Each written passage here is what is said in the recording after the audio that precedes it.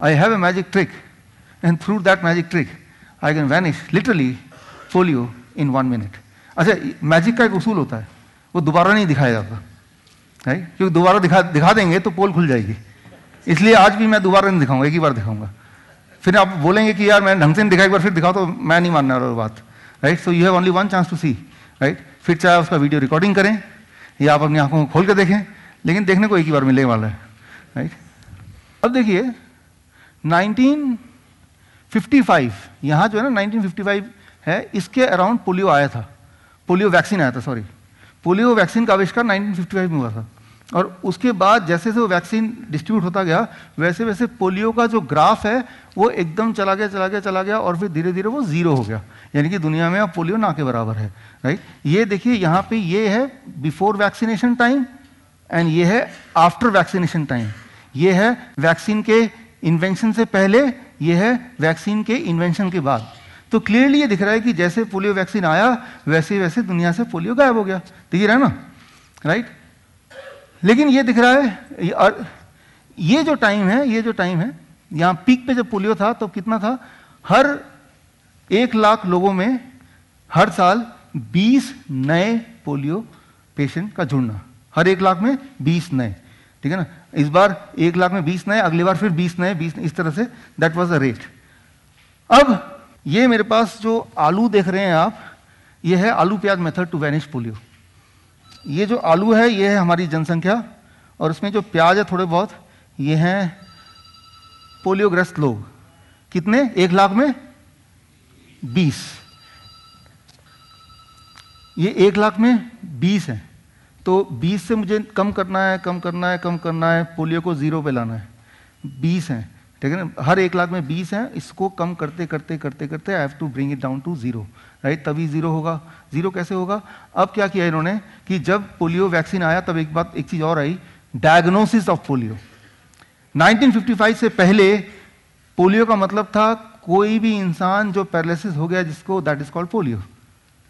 एक ही डेफिनेशन थी, किसी भी इंसान का पैर में पैरालिसिस हो गया, लिम्ब पैरालिसिस हो गया, तो उसको पोलियो कैटेगराइज कर दिया। लेकिन जब वैक्सीन आया तो ये भी आया कि वे डायग्नोस तो करें कि ये जो पैरालिसिस है ये पोलियो वायरस की वजह से है या किसी और चीज की वजह से है।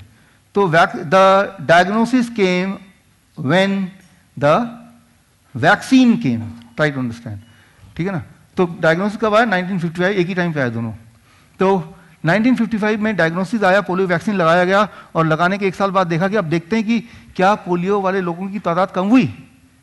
तो देखा कि बहुत सारे लोग अभी भी हैं जिनको, प्याज जो है ना, ये पैरालिसिस वाले लोग हैं जिनको पोलियो हुआ है।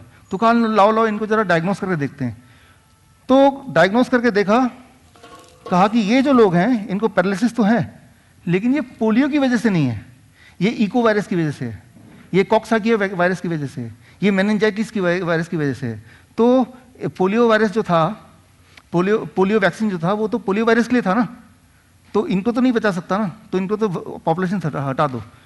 It is a paralysis patient but not polio patient, ठीक है ना? तो अच्छा, इनको देखते हैं, या इसको भी डायग्नोस किया गया। तो डायग्नोस करके देखा गया ये जो है ये पैरालिसिस तो है, लेकिन this paralysis is because of auto immune disease, ठीक है ना? तो ये भी पोलियो की वजह से नहीं है, तो पोलियो वैक्सीन का कोई रोल नहीं है इसमें भी, ठीक है ना? तो अब थोड़े बहुत और बच गए, ये खूब सारे बच गए, और ये भी पैरालिसिस के लोग हैं, इनको डायग्नोस करते हैं। तो डायग्नोस करके इनको एक नाम दे दिया कि ये कुछ भी नहीं मिला, तो एक नाम दे दिया नया, that name is AFP, acute flaccid paralysis, कि ये पोलियो के पेशेंट नहीं है, ये एक्यूट फ्लैसिड पैरालिसिस के पेशेंट हैं। तो अब जो लोग हैं ये सारे हेल्दी लोग हैं, तो यानी कि वैक्सीन आया तो पोलियो 0 हो गया। वैक्सीन ने पैरालिसिस को 0 करने का प्रॉमिस नहीं किया, पोलियो को 0 करने का प्रॉमिस कर दिया। आप बोलेंगे ये, अरे भाई ये तो भाई पैरालिसिस के पेशेंट है ना, पोलियो के पेशेंट थोड़ा है। तो दुनिया में पैरालिसिस उतना ही है, सिर्फ नाम बदल दिया गया। Try to understand this, right? अब इसमें से मैं इसको उठाता हूं कि ये जो तादाद है, ये कॉक्स वायरस, आपको एक टेक्निकल नाम बता देंगे, कॉक्साकिया वायरस, इको वायरस, मेनिंजाइटिस, बड़े बड़े नाम बता देंगे। तो ये सब वायरस क्या है? ये सारे वायरस एक ग्रुप में आते हैं, जैसे कहते हैं एंटेरो वायरस। कितने हैं टोटल? 88 तरह के एंटेरो वायरस है and one of them is polio. 88 तरह के एंटेरो, एक ही फैमिली के लोग हैं, उनमें से एक का नाम क्या है? पोलियो। तो जब हम वैक्सीन लगाते हैं तो वैक्सीन उन 88 में से एक को प्रोटेक्ट करने के लिए है और बाकी 87 कुछ पता नहीं, राइट? तो हमें लग रहा है कि हम तो प्रोटेक्ट हो गए, लेकिन असलियत क्या है कि जो number of paralysed patient are same. अब बोल रहे हैं कि entero virus is the whole family and polio virus, cox virus, echo virus are the part of the family, right?